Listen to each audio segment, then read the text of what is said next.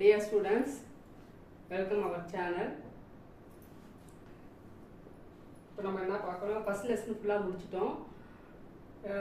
லாப நோக்கற்ற அமைப்புன்னு சொல்லிட்டு இதில் ஃபர்ஸ்ட் லெசன் பார்த்தோம். இது ஃபர்ஸ்ட் லெசன் முழு பெறா பதிவேடுகள் ஃபுல்லாக வந்து பயிற்சி கணக்கெலாம் போட்டோம். இப்போ ரெண்டாவது லெசன் பார்க்க போகிறோம். லாப நோக்கற்ற அமைப்பின் கணக்குகள் இதிலே இருக்குது. லாப நோக்கற்ற அமைப்பு அப்படின்னு சொல்லிட்டு இதிலே இடம்பெற்றிருக்கு. லாப நோக்கற்ற அமைப்பு அப்படின்னு சொல்லிட்டு பார்த்தீங்கன்னாக்கா வணிக நடவடிக்கைகள் இது எல்லாமே லாப நோக்கத்தோடு செயல்படக்கூடியது. வணிகம், வியாபாரம், ஒரு நிறுவனம் இதெல்லாம் எடுத்துட்டிங்கன்னா கண்டிப்பாக லாப நோக்கத்தோடு தான் செயல்படணும். இதுலேயே வந்து லாப நோக்கற்ற அமைப்பு கொடுத்துறாங்க. லாப நோக்கற்ற அமைப்புன்னா இது வந்து நிறைய மக்களுக்கு வந்து சேவை செய்யும் நோக்கத்தோடு ஆரம்பிக்கிறது தான் வந்து லாப நோக்கற்ற அமைப்பு. பொதுமக்களுக்கு சேவை நோக்கத்தோடு செயல்படுவது. இதெல்லாம் பார்த்தீங்கன்னாக்கா பொதுமக்களுக்கு சேவை செய்வது ஒரு நோக்கமாகும். லாப நோக்கற்ற அமைப்புனாவே பொதுமக்களுக்கு சேவை செய்வது ஒரு நோக்கமாக செயல்படுகிறது. அது எதெல்லாம் பார்த்தீங்கன்னா கலை சொல்லலாம், கல்வி சொல்லலாம், பண்பாடு சொல்லலாம், விளையாட்டு இதெல்லாமே வந்து லாப நோக்கற்ற அமைப்பு. மக்களுக்கு வந்து சேவை செய்யும் நோக்கத்தோடு செயல்படுவது. இதுக்கு வந்து லாப நோக்கற்ற அமைப்பு. எந்த லாபமும் எதிர்பார்க்காத மக்களுக்கு சேவை நோக்கத்தோடு செயல்படுவது தான் லாப நோக்கற்ற அமைப்பு. கல்வி நிறுவனங்கள், விளையாட்டு, பண்பாடு இது எல்லாமே அதில் எல்லாமே அடங்குவதில்லை. மருத்துவமனை, மணமகள் மன்றங்கள், பண்பாட்டு மன்றங்கள், இது நூலகங்கள் இதெல்லாம் வந்து எந்த லாப நோக்கத்தோடுமே செயல்படுவதில்லை. இதெல்லாம் வந்து லாப நோக்கற்ற அமைப்புகளுக்கு எடுத்துக்காட்டுன்னு கேட்டாக்கா நீங்கள் இதெல்லாம் சொல்லலாம். மருத்துவமனைகள், விளையாட்டு மணமகள் மன்றங்கள், பண்பாட்டு மன்றங்கள், நூலகங்கள், இலக்கிய அமைப்புகள் இது எல்லாமே லாப நோக்கற்ற அமைப்போடு தான் செயல்படுகிறது. இதுக்கு வந்து அதுக்கு தேவையான அதுக்கு வந்து அந்த லாப நோக்கற்ற அமைப்புக்கு அதாவது என்னது பணம் வந்து இருக்கும். பெறுதல், செலுத்துதல் இதில் எப்படிலாம் பணம் வரும்னு பார்த்தீங்கன்னாக்கா நன்கொடையாக கிடைக்கும். எப்படி கிடைக்கும்? நன்கொடையாக கிடைக்கும். அரசியல் ஏதாவது மானியம் பெறுவாங்க, உறுப்பினர் வந்து சந்தா பெறுவாங்க. இதன் மூலம் தான் வந்து இந்த லாப நோக்கற்ற அமைப்புக்கு நிதி திரட்டப்படுகிறது. இந்த லாப நோக்கற்ற அமைப்புக்கு எப்படிலாம் நிதி திரட்டப்படுகிறது அப்படின்னு சொல்லி கேட்டாக்கா நன்கொடை, அரசிலிருந்து மானியம் பெறுதல், அப்போ அது மக்கள்கிட்ட வந்து சந்தா பெறுவது. இது மூலமாக தான் அந்த நிறுவனத்துக்கு ரொக்கம் வரும். இது ரொக்க பெறுதல்களை மற்றும் ரொக்க செலுத்துகளையும் கணக்கில் கொண்டு வர வேண்டும். எவ்வளோ ரொக்கம் எவ்வளோ பெற்றிருக்கோம், எவ்வளோ செலவு பண்ணியிருக்கோம், எவ்வளோ செலுத்தியிருக்கோம் அப்படின்னு சொல்லிட்டு கணக்கில் கொண்டு வரணும்.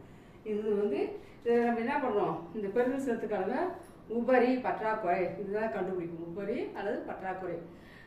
செலவு குறைவாக இருந்து இதாக இருந்தாக்கா உபரி அதிகமாக இருக்கும். வருமானம் அதிகமாக இருந்து செலவு இருந்தாக்கா பற்றாக்குறையாக இருக்கும். செலவு வந்து குறைவாக இருந்து அதாவது வரவு சைடு வந்து அதிகமாக இருந்து செலவு அதிகமாக இருந்து இது குறைவாக இருந்தாக்கா உபரி இருக்கும். இப்போ நம்ம இப்படி பார்க்கலாம். நம்ம இப்போ லாப நோக்கற்ற அமைப்பு எதுலாம் சொல்லலாம் பார்த்தீங்கன்னாக்கா லாப நோக்கம் இல்லாமல் செயல்படும் ஒரு அமைப்பு. எந்தெந்த அமைப்பெல்லாம் வந்து லாப நோக்கம் இல்லாமல் செயல்படுதோ அது எல்லாமே லாப நோக்கற்ற அமைப்பு அப்படின்னு சொல்கிறோம். இப்போ லாப நோக்கற்ற அமைப்பு இயல்புகள் யாவை அப்படின்னு கேட்டாலும் 3.3 மார்க்கில் கேட்பாங்க. இது ரொம்ப ஈஸியாக எழுதிடுவாங்க. ஃபர்ஸ்ட் பாயிண்ட்டு எதெல்லாம் லாப நோக்கற்ற செயல்பாடு இல்லையோ அதெல்லாம் லாப நோக்கற்ற அமைப்பு ஃபர்ஸ்ட் பாயிண்ட்டு. ரெண்டாயிரம் நோக்கமே என்ன, அது ஒரு குழுவிற்கோ அல்லது பெரும்பாலான பொதுமக்களுக்கோ சேவை செய்வது. இந்த லாப நோக்கற்ற அமைப்பினுடைய முக்கிய நோக்கம் என்னாக்கா ஒரு பொதுக்குழுவுக்கு இல்லை பொதுமக்களுக்கு சேவை செய்வது அதனுடைய முக்கிய நோக்கமாக இருக்கும். இது வந்து வணிகம் மற்றும் வியாபாரமாக செய்யறதில்லை. வணிகமாகவும் வியாபாரம் இதை மேற்கொள்வதில்லை. இவர் முக்கிய வருமானம் வந்து ஆதார உறுப்பினர் சந்தா பெறுதல், நன்கொடை, மானியம் இதை ஃபஸ்ட்டே பார்த்தோம். உயிர்கொடை போன்ற இதை உள்ளடக்கியது தான் என்னுடைய வருமானம். இப்போ ரொம்ப ஈஸி. 3 மார்க் கேட்டவோட இது எழுதிடலாம். அப்போ இது படிக்கும்போதே நீங்கள் இந்த கணக்கு போடும்போதே எப்படி வருதுன்னு கணக்கில் கண்டிப்பாக எழுதிடலாம். இப்போ லாப நோக்கற்ற அமைப்பு அமைனாக்கா லாப நோட்டுறது லாபம் இல்லாமல் செயல்படும் அமைப்பு லாப நோக்கற்ற அமைப்பு. ஒரு குழுவிற்கோ பொதுமக்களுக்கோ சேவை செய்வது கீவேர்டுகள் ஞாபகம் வச்சுங்கிறத. வணிக வியாபாரம் வந்து மேற்கொள்வதில்லை. நன்கொடை, மானியம் இதெல்லாம் உயிர்கொடை பெறுவது தான் வந்து இதோடைய நோக்கம் அப்படின்னு சொல்லி பார்த்தீங்கன்னா 3 பாயிண்ட்டு கண்டிப்பாக 3 மார்க் எழுதலாம். ரொம்ப சிம்பிளாக இந்த கீவேர்டு ஞாபகம் வச்சுன்னா போகணும். இது வந்து அப்புறம் லாப நோக்கற்ற அமைப்பின் ஒரு விதி கணக்கை தயாரிக்கிறோம். இந்த லாப நோக்கற்ற அமைப்புன்னா அது ஒன்று பெறுதல் செலுத்துறது கணக்கு தயாரிக்கிறோம், ரெண்டாவது வந்து வருவாய் மற்றும் செலவின கணக்கு தயாரிக்கிறோம், 3 இருப்புநிலை குறிப்பு கணக்கு தயாரிக்கும். ஒன்று வந்து பெறுதல் செலுத்துதல், இன்னொன்று வருவாய் மற்றும் செலவின கணக்கு, இருப்புநிலை குறிப்பு 3 கணக்கு தயாரிக்கிறோம். இப்போ 2013 தான் நிர்ம சட்டம் வந்து மாற்றினாங்க. இந்த இந்திய நிர்ம சட்டம் 2013 8 கீழ் வந்து பதிவு செய்யப்பட்ட லாப நோக்கற்ற அமைப்புகள் அவற்றின் வருவாய் மற்றும் செலவு கணக்கு மற்றும் இருப்புநிலை குறிப்பு ஆகியவற்றை இந்திய நிர்ம சட்டம் 2013 பட்டியல் மூலம் தயாரிக்க வேண்டும். எதெல்லாம் 2013 8 கீழ் வந்து பதிவு செய்யப்பட்ட லாப நோக்கற்ற அமைப்பு இருக்கோ அதெல்லாம் வந்து அது வருவாய் செலவு கணக்கு பட்டியல் 3ல் வந்து கண்டிப்பாக தயாரிக்கணும் அப்படின்னு சொல்லி கொடுத்துருக்காங்க. இந்த அளவுக்கு இந்திய நிர்ம சட்டம் 2013 செய்யப்படாது 2013 முன்ன எதெல்லாம் பதிவு செய்யப்படாத இருக்குதோ அந்த நோக்கம் அமைப்பு மட்டுமே எடுத்துக்கொள்ளப்பட்டுள்ளது. இது வந்து வருவாய் மற்றும் செலவின கணக்கு இருப்புநிலை குறிப்பு இந்திய நிர்ம சட்டம் பட்டியல் 3 வந்து தயாரிக்கப்படவில்லை அப்படின்னு கொடுத்துருக்காங்க. இப்போ பெறுதல் செலுத்தல் கணக்குன்னா இது ஃபார்மேட் கொடுத்துருக்காங்க. ரொம்ப ஈஸியாக நல்லா ஞாபகம் வச்சுக்கணும். நீங்கள் பெறுதல்கள் பற்று சைடு, செலுத்தல்கள் வரவு சைடு, இது நல்லா ஞாபகம் வச்சுதான் சேர்த்துக்கணும். வட்டி செலுத்தியது, வாடகை செலுத்தியது, சம்பளம் செலுத்தியது, மின் கட்டணம் செலுத்தியது, எதெல்லாம் வந்து செலுத்தியதோ கொடுக்கப்பட்டது, கொடுத்தது, செலுத்தியது இதெல்லாம் வந்து வரவு. பெறுதல் வாடகை பெற்றது, சம்பளம் பெற்றது, முதல் வந்து பங்காதாயம் பெற்றது, எதெல்லாம் பெற்றோமோ இதெல்லாமா வந்து பெற்றது. இதுதான் பெறுதல் செலுத்தல் கணக்கு. சிம்பிளாக நீங்கள் ஒரு நடவடிக்கை படிக்கும் போது பெறுதல்கள் பற்று சைடு, செலுத்தல்கள் வரவு சைடு அப்படின்னு மைண்டில் பதிவிச்சுங்க. நீங்கள் கணக்கு போடும்போது கண்டிப்பாக பண்ணிக்கலாம். இது ஒரு ஃபார்மேட் கொடுத்துக்கிறாங்க. இந்த ஃபார்மேட்டை நீங்கள் நல்லா ஞாபகம் வச்சிங்கனாவே ஜஸ்ட் இவ்வளோதான் சொல்லி ஞாபகம் வச்சாவே கண்டிப்பாக உங்களால் கணக்கு போட முடியும். இது பெறுதல் செலுத்தல் கணக்கு வந்து இது என்னது ஒரு சொத்து கணக்கு. பெறுதல் செலுத்தல் கணக்கு வந்து என்ன கணக்கு கேட்டால் இது ஒரு சொத்து கணக்காகும். இது வந்து என்னது பெறுதல் வந்து தொடக்க இருப்பு இருக்கும். பட்டு சைடு வந்து தொடக்க இருப்பு, தொடக்க ரொக்க இருப்பு, வங்கி இருப்பு. தொடக்கத்தில் தொடக்க இருப்பு, ரொக்க இருப்பு, வங்கி இருப்பு இருக்கும். இப்போ ஃபஸ்ட் எடுத்து எழுதும்போது நான் சொல்லியிருக்கேன், இருப்புக்கீழ் தொடக்க இருப்பு தான் இருப்புக்கீழ் கொண்டு வரப்பட்டது எடுத்து எழுதணும். நம்ம ஏற்கனவே கணக்கு போட்டிருக்கோம். இறுதி இருப்பாக இருப்புக்கு இழக்கப்பட்டது அப்படின்னு சொல்லிட்டு எழுதணும், பார்த்துருக்கோம். இது வந்து அது இறுதி ரொக்கம், இறுதி வங்கி இருப்பு. மற்ற தொடக்கம் ரொக்கம் வங்கி இருப்பு இருக்கும், இறுதி வங்கி ரொக்க இருப்பு 2 பேர் இருக்கும். அதை வச்சு இதை கணக்கு போடுறாங்க. இது வந்து அனைத்து ரொக்க பெறுதல்களும் அனைத்து செலுத்துதல்களும் முதலியான தன்மையுடையதாயினும் எல்லாமே அனைத்து ரொக்க செலுத்துதல்கள் வரவு பக்கத்தில் காட்டப்படுகின்றன. அனைத்து பெறுதல்கள் வந்து பற்று பக்கத்தில் காண்பிக்கப்படுகிறது. பெறுதல்கள் பற்று சைடு, செலுத்துதல்கள் வரவு சைடு. நல்லா ஞாபகம் வச்சுக்க இந்த பாயிண்ட்டு. முதலிய தன்மையுடையதாகவும் வருவாய் தன்மையுடையதாகவும் பெறுதல் மற்றும் செலுத்துதல் கணக்கு பதியப்படுகின்றன. இது முதலிய வருவாயின் வரவு இது மட்டும்தான் அந்த கணக்கில் வந்து கொண்டு வரப்படும். இதில் எப்படி இருக்க கணக்காக நடப்பு ஆண்டு குறிதாக இருக்கணும், கடந்த ஆண்டு குறிதாக இருக்கணும், எதிர்வரும் ஆண்டுகள் இருக்கலாம். எப்படி வேணா இருக்கலாம்.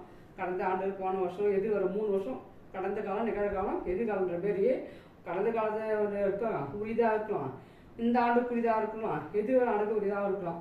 இது வந்து செலுத்தப்பட்ட தொகை, பெறப்பட்ட தொகை என்ற எந்த ஆண்டிற்கு என்பதை எடுத்துக்கொள்ளலாம். எந்த ஆண்டு செலுத்தினாங்க அப்படின்னு சொல்லிட்டு அந்த ஆண்டு வந்து கணக்கு எடுத்துக்கலாம். இது ரொக்கம் பெறப்பட்ட அல்லது செலுத்தப்பட்ட ஆண்டில் பதியப்பட வேண்டும் என்று பொருள். எதெல்லாம் வந்து ரொக்கம் பெற்றிருக்கும், ரொக்கம் செலுத்திருக்கும், அப்போ பார்த்தீங்கன்னா ரொக்க நடவடிக்கை மட்டும்தான் இதில் இடம்பெறும். ரொக்கம் பெற்றிருந்தால் மட்டும்தான் இடம்பெறும், ரொக்கம் செலுத்தினால் மட்டும்தான் இடம்பெறும். வேறு எந்த நடவடிக்கையும் இதில் இடம்பெறாது. அப்போ இதெல்லாம் எதெல்லாம் வராது அப்படின்னு மைண்டில் வச்சுக்கிட்டிங்கன்னா ரொம்ப ஈஸியாக இருக்கும். ரொக்கம் சாராத நடவடிக்கைகள் வராது. எந்த நடவடிக்கை ரொக்கம் சாராது இருக்குதோ அந்த நடவடிக்கை வராது. அப்போ ரொக்கம் சாரா நடவடிக்கை எதுன்னு பார்த்தீங்கன்னாக்கா கொடுபட வேண்டிய செலவுகள், கொடுபட வேண்டிய சம்பளம், கொடுபட வேண்டிய கூலி, கொடுபட வேண்டிய வாடகை அப்படின்னு எது வந்தாலும் கொடுபட வேண்டிய செலவுகள் வராது, தேய்மானம் வராது. இது 2 பாயிண்ட் நல்லா ஞாபகம் வச்சுங்க. இப்போ ரொக்கம் சாரா நடவடிக்கைகள், ரொக்கம் பெறுதல்கள் செலுத்துதல் கணக்கில் இடம்பெறாது. அப்போ பெற்றது மட்டும், ரொக்கம் பெற்றது ரொக்கம் செலுத்துவது மட்டும் இடம்பெறும். இது முக்கியமான பாயிண்ட்டு, ஞாபகமே கூடாது, மறக்கவே கூடாது. இதனுடைய படிநிலை எப்படி பார்த்தீங்கன்னாக்கா ரொக்கம் பெறுதல் மற்றும் செலுத்து கணக்கு பற்று பக்கத்தில், பெறுதல் மற்றும் செலுத்து கணக்கில் பற்று பக்கத்தில் தொடக்க இருப்பையும் சாதகமான வங்கி இருப்பையும் பதிவு செய்ய வேண்டும். இது ஏற்கனவே பார்த்தோம். வங்கி மேல்வரை பற்று இருந்தாக்கா அதை வரவு பக்கத்தில் தொடக்க இருப்பாக கொண்டு வர வேண்டும். வங்கி மேல்வரை பற்றுனாக்கா வங்கி நம்ம கடன் வாங்கியிருக்கோம், அப்போ என்ன பண்ணணும், வரவு சைடு அதை தொடக்க இருப்பாக கொண்டு வரணும். வரவு சைடு தான் வந்து வங்கி மேல்வரையை விட்டு தொடக்க இருப்பாக கொண்டு வர வேண்டும். அந்த ஆண்டு மேற்கொண்ட ரொக்க பெறுதல்கள் மற்றும் ரொக்க செலுத்து வரவு பக்கத்தில் பதியப்பட வேண்டும். அந்த ஆண்டு வந்து ரொக்க பெறுதல், ரொக்கம் பெறுதல் பற்று பக்கத்திலும் ரொக்க செலுத்துதல் வந்து வரவு செய்யணும். ரொக்கம் பெற்றா பற்று, ரொக்கம் செலுத்தினா வரவு சைடு. பல டைம் சொல்லிட்டு மறக்காதீங்க, பதிவு செய்ய வேண்டும். ரொக்க பெறுதல் மற்றும் ரொக்க செலுத்துதல் பதியும் போது அவை வருவாயினத்தை சார்ந்ததா முதலினை சார்ந்ததா என்று வேறுபடுத்த தேவையில்லை. நம்ம இதில் பார்க்க போகிறோம் ஒன்று முதலினை செலவா வருவாயின செலவா அப்படின்னு சொல்லிட்டு வேறுபடுத்தி பார்ப்போம். ஆனால் இது வந்து இப்போ ரொக்க பெறுதல் செலுத்துறதுனால பார்க்க வேண்டிய அவசியம் இல்லை. அது வருவாயின செலவா முதலினை செலவா என்று பார்க்க வேண்டிய அவசியம் இல்லை. பெற்றிருந்தா பற்று செலுத்தியிருந்தாக்க வரவு அப்படின்ட்டு போதும். அதே போல் இது வந்து அது நடப்பாண்டதா எதிராண்டதா அப்படின்னு சொல்லிட்டு வேறுபடுத்த வேண்டியதில்லை. பற்று பகுதி மொத்தம் வந்து வரவு பக்கத்தின் மொத்தத்தை விட அதிகமாக இருந்தால் பற்று பகுதி மொத்தம் வந்து வரவு பக்கத்தின் மொத்தத்தில் அதிகமாக இருப்பது தொகை வந்து வரவு பக்கத்தில் தோன்றும். இதே இறுதி ரொக்கம் அல்லது இறுதி வங்கி இருப்பினை குறிக்கும். நம்ம கண்டுபிடிச்சா அந்த இறுதி ரொக்கம் இருக்கும், இல்லை இது வங்கி இருப்பை குறிக்கும். அதே போல் வரவு பகுதி மொத்தம் வந்து பற்று பக்கத்தின் மொத்தத்தை விட அதிகமாக இருந்தால் இருப்பு கடை தொகை வந்து பற்று பக்கத்தில் தோன்றும். இது வந்து வங்கி மேல் வரை பற்று. பற்று சேர்த்தோம்னாக்கா வங்கி மேல் வரை பற்று. வரவு சேர்த்தோம்னா என்னது ரொக்க இருப்பு வங்கி இருப்பு அப்படின்னு சொல்லிட்டு இடம்பெறும் அப்படின்னு தான் இந்த ஃபார்மேட் கொடுத்துருக்காங்க பாரு. பேஜ் நம்பர் 42 பெறுதல் மற்றும் செலுத்துதல் கணக்கின் படியும் கொடுத்துருக்காங்க பாருங்க. இப்போ நான் ஈஸியாக சொன்னேன் பெறுதல் பற்று சைடு செலுத்துதல் வரவு சைடு அப்படின்னு சொல்லிட்டு நான் ஈஸியாகவே சொன்னேன் பாருங்க. அதே பண்ணலாம் பாருங்க. பெறுதல்கள் செலுத்துதல்கள் ரெண்டு வரணும். ஒரு தொடக்கம் சொன்னேன் நான். தொடக்க இருப்பு தொடக்க ரொக்க இருப்பாக இருந்தாலும் சரி வங்கி இருப்பாக இருந்தாலும் சரி எதுவாக இருந்தாலும் பெறுதல் பற்று சைடு வந்து இருப்புக்குள் கொண்டு வரப்பட்டது ரொக்கம் வங்கின்னு சொல்லிட்டு போட்டு கூட்டி வரவு சைடு போடணும். அதே போல் வங்கி மேல்வரை பற்று தொடக்க இருப்பதாக்கா வரவு சைடு போகும், செலுத்துதல் சைடு வரும். தொடக்க இருப்பதா வங்கி மேல்வரை பற்று தொடக்க இருப்பாக எடுத்துனாக்கா இங்கே வந்து இருப்புக்குள் கொண்டு வரப்பட்டது வங்கி மேல்வரை பற்று அப்படின்னு சொல்லிட்டு போடுவோம். இப்போ பார்த்தீங்கன்னா வருவாயின வரவுகள் வருவாயின செலுத்துதல் கொடுத்துருக்காங்க. வருவாயினை வரவுகள் என்னென்ன கொடுத்துருக்காங்க, வருவாயினை செலுத்துதல் என்னென்ன கொடுத்துருக்காங்க. இப்போ வருவாயின வரவுகள்லாம் வந்து பெறுதல் சைடு தொடக்க இருப்பு ஃபஸ்ட்டு வரும், வங்கி ரொக்கம் ரெண்டுமே வரும். அப்போது வருவாயின வரவுகள் வரும், அதுக்கடுத்து முதலின வரவுகள் வரும். அப்போ புரியுதா? இதுதான் வருவாயின வரவுகளும் முதலின வரவுகளும் பற்று பெறுதல் சைடு வரும். வருவாயின வரவும் முதலின வரவு ரெண்டுமே வந்து பெறுதல் சைடு வரும். என்னென்ன பார்த்தீங்கன்னா சந்தா கட்டுறது, நுழைவு கட்டணம் கட்டுறது, பொது நன்கொடை, மானிய உதவி, பழைய செய்தித்தாள் பெற்றது, முதலீடு மீது வட்டி, பங்காதாயம், பாதுகாப்பு, பெட்டக வாடகை பெற்றது, பல்வகை செலவு, இதெல்லாம் வந்து வருவாயின வரவுகள். இப்போ முதலின வரவுகள் என்ன பார்த்தீங்கன்னாக்கா ஆயுள் உறுப்பினர் கட்டணம், குறிப்பிட்ட நோக்கத்திற்காக பெற்ற நன்கொடை, உயில் கொடை, அறக்கட்டளை நிதி, நிலைச்சொத்து விட்ட தொகை, முதலீடு விட்ட தொகை, குறிப்பிட்ட நோக்கம் நிதி மூலம் பெற்ற வரவுகள், குறிப்பிட்ட நிதி முதலீடு மீது இதான் வட்டி. அப்போ இருப்புக்கு ஏற்படும் வங்கி மேல் வட்டி பார்த்தோம். அதாவது பற்று சைடு வரவு சைடு அதிகமாக இருந்து செலுத்துதல் சைடு அதிகமாக இருந்து இது குறைவாக இருந்து கண்டுபிடிச்சாங்க மேல்வரை பற்று. இந்த சைடு அதிகமாக இருந்து இந்த பக்கம் கண்டுபிடிச்சோம்னாக்க நம்ம ரொக்கம் இருப்பு வங்கி இருப்பு அப்படின்னு சொல்லிட்டு ஃபஸ்ட்டு எனக்கு சொன்னேன். இன்னொரு வாட்டி சொல்கிறேன், நான் ஞாபகம் வச்சுக்கணும். வருவான செலவில் எதுனா பார்த்தீங்கன்னா சம்பளம், வாடகை செலுத்தி, மின் கட்டணம், அஞ்சல் வாடகை செலுத்தி, காப்பீடு, விளம்பரம், தொலைபேசி கட்டணம், பொழுதுபோக்கு செலவு, தணிக்கை கட்டணம், பழுதுபோக்கு இதெல்லாம் செலவு. வயது எல்லாமே போக்குவரத்து செலவு, செய்தித்தாள் மற்றும் பறவைகள், அலுவலக செலவு, தோட்ட பராமரிப்பு செலவு, கொள்ளகை செலவுகள், இது எல்லாமே வருவாயின செலுத்துதல் செலவு. இப்போ வந்து செலுத்துதல் சைடு வரும். முதலீடு செலவு எதுன்னு பார்த்தீங்கன்னா நிலை சொத்து எதனா வாங்கினா அதில் வரும், முதலீடு வரும், கடன் திரும்பி செலுத்தினா வரும். இதான் முதலீடு செலவுன்னு பார்த்தீங்கன்னாக்கா 3 பாயிண்ட் தான். நிலை சொத்து வாங்கினா வரும், முதலீடு வாங்கின கடன் திருப்பி செலுத்தினா வரும். இப்போ கீழே வந்து கை ரொக்கம் வங்கி இருப்பு, கை ரொக்கம் கொடுத்துருக்காக்கா வங்கி இருப்பு கண்டுபிடிப்பேன், இல்லை வங்கி இருப்பு கொடுத்துருந்தா கை ரொக்கம் கண்டுபிடிக்கணும். இதுதான் ஃபார்மேட். நல்லா ஞாபகம் வச்சுங்க. பெறுதல் பற்று சைடு செலுத்துதல் வரவு சைடு. பெறுதல் ஃபஸ்ட்டு தொடக்கம், ரெண்டாவது வருவாயின வரவு, வருவாயின முதலின வரவு. இங்கே வந்து அதே போல் வருவாயின செலுத்துதல்கள், இங்கே வந்து முதலின செலவுகள் ரெண்டு சைடு வரும். இந்த ஃபார்மேட் நல்லா தெரிஞ்சாலும் ஈஸியாக கணக்கு போட்டுடலாம். நல்லா ஞாபகம் வச்சு ரொம்ப ரொம்ப ஈஸியான புரிஞ்சுக்கிட்டா சரி. இப்போ நம்ம பயிற்சிக்கு நான் ஒன்று பார்க்கலாமாங்க.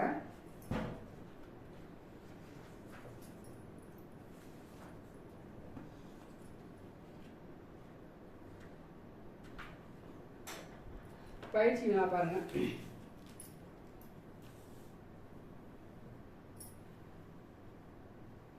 பயிற்சினா 1 பக்கம் 71 பெறுதல்கள் செலுத்து கணக்கு. இப்போ ஃபார்மேட் பார்த்தோம் இல்லையா. கீழே கொடுக்கப்பட்ட தகவல்களிலிருந்து குறிஞ்சி விளையாட்டு மன்றத்தின் 2015 டிசம்பர் 31ஆம் நாளோடு முடிவடையும் ஆண்டுக்குரிய பெறுதல் மற்றும் செலுத்து கணக்கை தயார் செய்யும் அப்படின்னு கொடுத்துட்டாங்க. இது பார்த்தோம்னா தலைப்பு கண்டிப்பாக எழுதி ஆகணும். என்ன பேர் கூட அந்த பேர் போட்டுரு.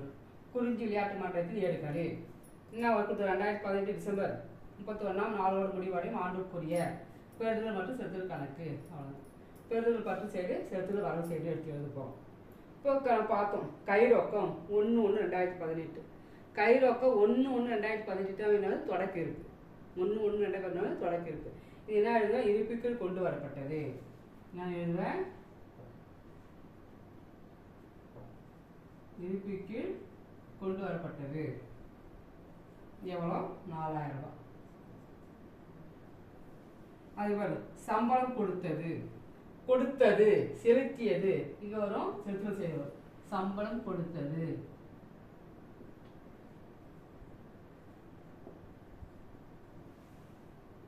3000. நீங்க இந்த கணக்கை படிக்கும் போதே உங்களுக்கு இது பெறுதலா செலுத்தலா நீங்க ஐடென்டிஃபை பண்ணிடணும். அந்த அளவு நீங்க தெளிவாயிடணும். பார்த்து பார்த்தா தான் உங்களால ஈஸியா கணக்கு போட முடியும். அதுபோல் ஆய்வு உறுப்பினர் கட்டணம் பெற்றது, பெறுதல் பற்று செய்து சொன்னேன். இப்போ பெற்றது ஆயுள் உறுப்பினர் கட்டணம்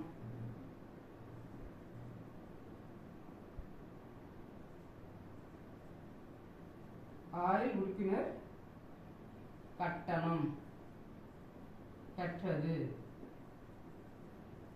இடையில ஒரே ஒரு காலம் போட்டிருக்கேன் 10,000 ரூபாய். அதுக்கடுத்து பாரு சந்தா பெற்றது, பெற்றது எல்லாம் பெறுதல்கள் 15,000. வாடகை பெற்றது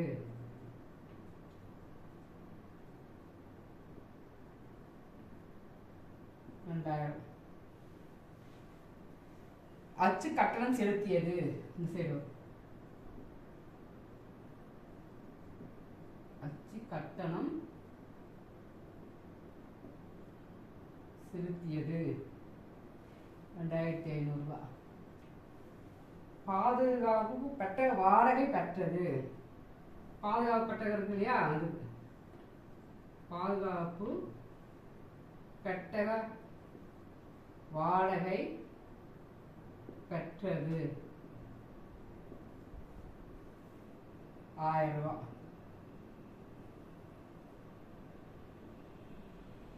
அதுக்கு தொடர் விளையாட்டு போட்டி வரவுகள். இப்போ தொடர் விளையாட்டு அது வந்து பெறுதல்கள். தொடர் விளையாட்டு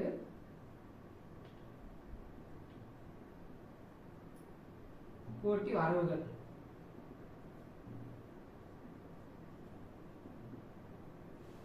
தொடர் விளையாட்டு போட்டி வரவுகளே 14,000 ரூபாய். இப்போ செலவு தொடர் விளையாட்டு போட்டி செலவு வந்து செலுத்தல் செய்யணும்.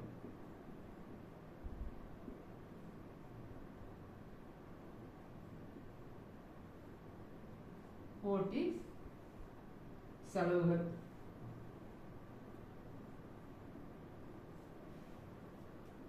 10,500 ரூபாய். முதலீடு வாங்கியது செலுத்தல் செய்து வரும். கடைசியில் சொன்ன ஞாபகம் இருக்கா? முதலீடு வாங்கியது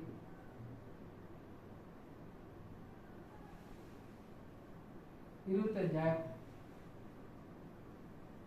இப்போ கூட்டி எந்த சைடு அதிகமாக இருக்கு பாரு.